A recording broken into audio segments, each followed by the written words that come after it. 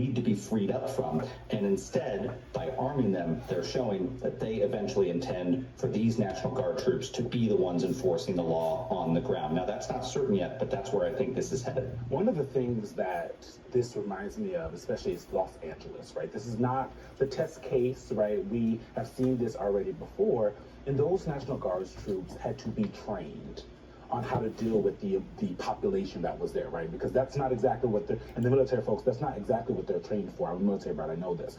But I also want to play congressional Republicans going after other democratically run cities, because this is clearly a trend and it seems purposeful. Let's listen.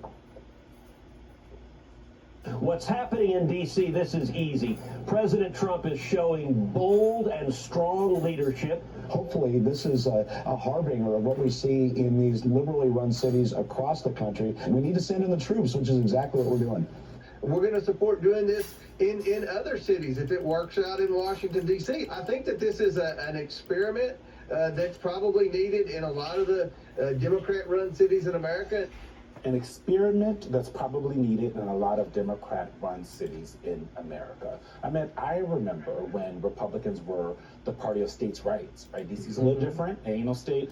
But the other cities that they're talking about, those are in states where there are governors, where there are laws and how those governors are able to handle what's going on in their cities.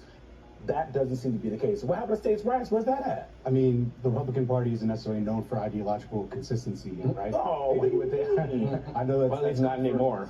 Not anymore. But yeah, I mean, the interesting part of this is that this is clearly not about crime, right? Because if you look at the, Axios just did a study, right? 13 of the 20 U.S. cities with the highest homicide rates are in Republican states. And guess who isn't naming those Republican states? Donald, right? There's three things that these states have in common, these cities, right? Blue cities, blue states, black mayor.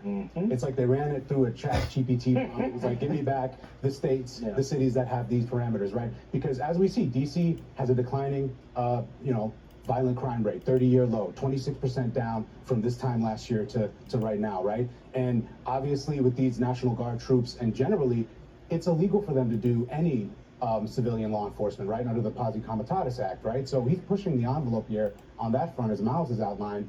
But generally, it's authoritarian spectacle because he feels weak right now. And I really think that's important to frame. This man has a 37% approval rating in the